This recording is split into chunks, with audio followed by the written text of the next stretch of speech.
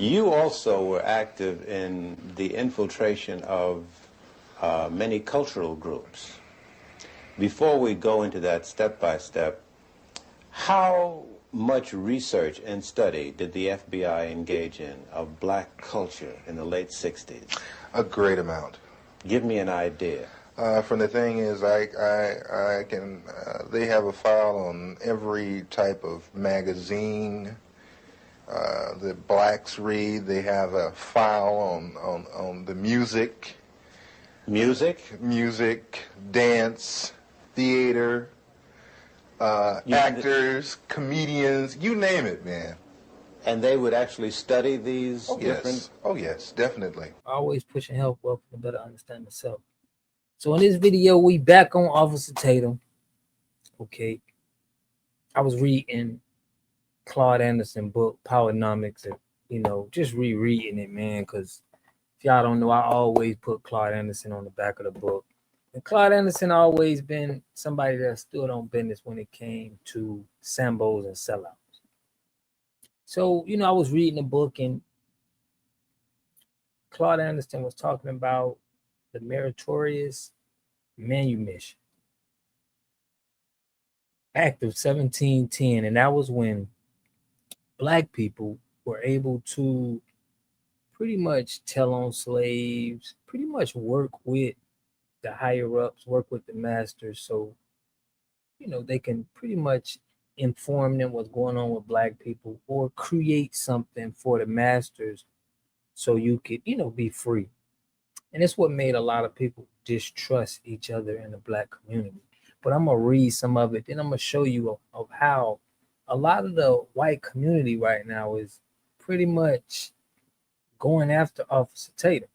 And he probably he called them racist and all of this, but he will never fit in, no matter how much they pay him and get them to be their mouthpiece. He's always going to be looked at bad. So here it says, the Meritorious Manumission Act of 1710 was a Virginia law allowing slaveholders to free an enslaved person for good deeds. These good deeds included actions that benefited the master, such as saving the life of a white person, inventing something profitable, or informing on other enslaved people planning a rebellion. The act's intent was to encourage enslaved people to betray their own community and enforce a social hierarchy that kept black people subservient. So, key aspects: it enacted in colonial Virginia. This law operated within the existing system of slavery. The purpose was to provide a legal pathway for individual enslaved people to earn their freedom by performing acts deemed meritorious by slaveholders. It's crazy. Meritorious. That means you got merit in your eyes, right? So, protection of life or property, saving a white person or their belongings, economic benefit, inventing or creating something that would increase a slave owner's profit. So this pretty much worked like a lot of the other stuff that worked in, with the 1960s with Dahart Perry, William O'Neill. You had them testify and do the same thing. And this is the same thing that Officer Tatum is doing. Officer Tatum is trying to get his freedom by merit. This is why he said he did it for free. They didn't have to pay him, because in his mind, he's probably like, what can I do to just, I'm trying to get on their side. So it's probably another goal or something else he's trying to get to prove to them or give to them. And that's what black people have been doing for a long time, since 1710, and it's probably go further back than that. But here, I'm going to show y'all this clip of this is how white people have been feeling about Officer Tatum. And they've been saying it out loud. Check it out. So. Go Upper Nega 67 sent $20. Brandon Tatum got to be one of the biggest retards with his Israel stance. The guy had nothing to refute Myron. Myron hit him with fact after fact and he had absolutely nothing other than a disagree, and that's not true. Spoiler, it was true. Dude sold out to Israel for 5 bands in a Snickers bar. Pretty sad. Stay safe, Nick. Thank you, man. Yeah, dude, he's a coon. That is a straight up coon. That's just what he is. He does it for free. Now, he's saying coon.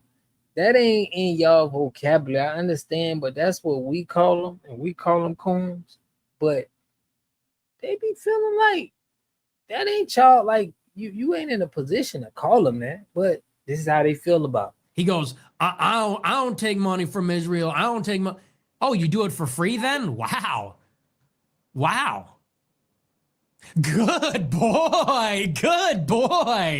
Wow. Good job, Officer. Officer, please. I can't breathe. Officer.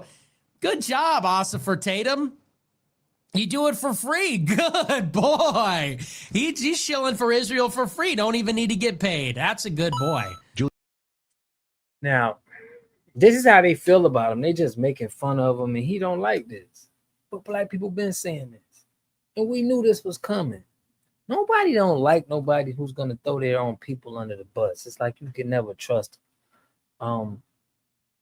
So in my opinion, Officer Tatum is now, he ruined his whole career, because if you look at his videos now, they put so much chat bots in his comment section because they know that the people are tired of him, white and black.